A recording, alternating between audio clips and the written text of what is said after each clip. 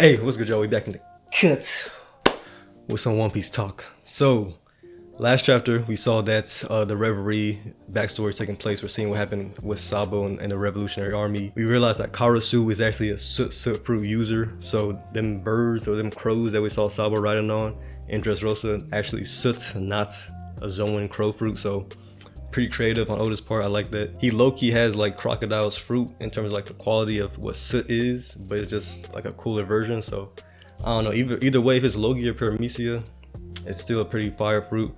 And yeah, these captains definitely gotta get more respect put on them. Once they started putting more recognition on these vice captains and we started getting their names and like their divisions and whatnot, I was like, okay, hold on, these captains like Morley and Bello Betty and all these guys, they might actually be stronger than what we initially thought, at least most of us, because I didn't think that these captains were like on that level like that. Seeing them kind of, you know what I'm saying, like Karasu fight with Fujitora, clash at least, and then Morley fighting with with Ryoku, like yo, that was pretty impressive. Even though they were at the Holy Land, it was still impressive like they said in the chapter. So yeah, these captains definitely got to get more respect put on them, I think. And I'm definitely excited to see, you know what I'm saying, more of these clashes and how they kind of fare against the higher tier enemies and whatnot. But going back to the original topic though, the Soot-Soot fruit. When I first saw it, it got me thinking like, okay, why would Oda choose something so specific for Karasu? You know what I'm saying? Like, why Soot? Out of all things, you know, out of all the materials and all the things to pick, why Soot? So as soon as I saw that, did my little Googles, you feel me? I knew what Soot was, but I was like, you know what, let me actually like just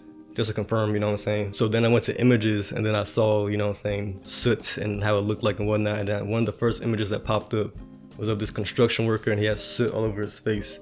So then I was like, okay, how does that tie back to Karasu and the Revs? Like, how did that, you know what I'm saying? What's the correlation there? Why would Oda choose Soot? When I saw the image of that worker, bro, the first thing I thought about was like manual labor. Construction workers are like somebody in a mining or like a factory. They might have Soot on their face and just, you know what I'm saying, getting gritty, getting dirty with the work. So that whole like factory worker concept kind of led me into thinking about like the whole industrial revolution in a way, like that 1800s time of like when they were kind of transitioning to like working with machines and whatnot.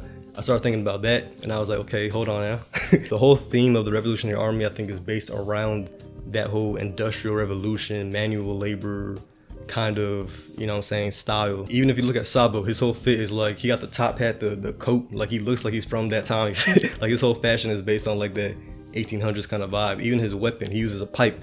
Pipe relates to like working, like manual labor, construction. His new devil fruit now, the flame fruit, is kind of tied into, you know what I'm saying, fire, tied into like manual labor, tied into working with machines and all that stuff. So it all kind of makes sense with Sabo. And then when you transition to the captains, you kind of see how it correlates with them as well. Morley, for example, has the push fruit. He can move through like the ground and like push through it. It makes sense in a way how that can be tied into like a manual labor kind of concept. So with Sabo makes sense, Morley makes sense.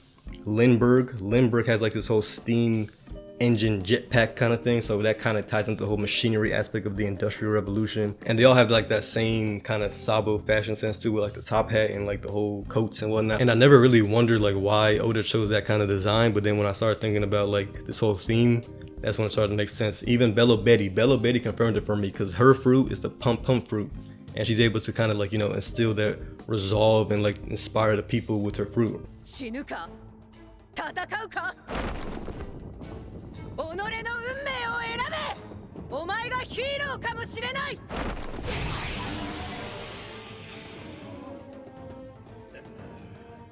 So I think she kind of represents like that whole protester kind of spirit and like that protester of like a labor union or like a movement against like a company or a government, you feel me? So she's kind of like on her Fred Hampton, I am a revolutionary, you feel me? So with Bello Betty, I think her fit kind of represents like the whole industrial revolution aspect, but her fruit, I think, is more tied to the verbal kind of vocal side of like being the symbol for the people and the voice of the people in a way. So that's her kind of connection to the whole theme of it, I feel like. So in total, I think like the Revolutionary Army basically symbolizes like the rebellion of the blue collar worker in a way against like that whole kind of higher up white collar society, or like the world government in this case, or like the Celestial Dragons. So I think that's where Oda took his inspiration from and kind of designing these characters and their fruits from that kind of whole industrial revolution theme, but also taking into account the whole revolutionary aspect of it as well, and the whole manual labor aspect of it. The Soot-Soot fruit really just kind of tied all of that together in my mind. So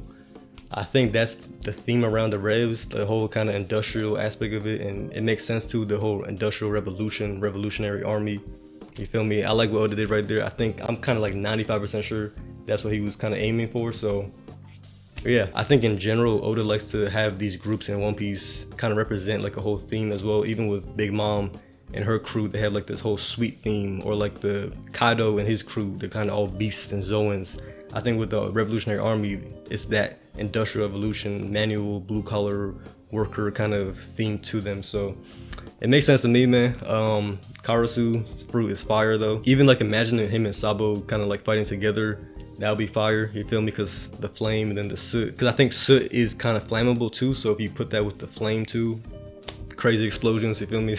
So I could definitely see that being a dope combo right there. I don't know if this translates to dragon as well, and if that's kind of correlated to his powers and his hockey and stuff. Because I think most people think he has like the wind Logia or like wind hockey, either one. But it could be tied to this whole theme as well. So who knows, man? But that's my little 2 cents on that. Oda is definitely cooking right now post Wano, so excited for these chapters and how the story kind of evolves later on. So yeah, good stuff, man. But yeah, appreciate y'all, man. If y'all rock with that, do all that stuff down below. Your boy Demillion checking out. Catch you on the next one, man. Stay healthy, stay powerful, stay blessed.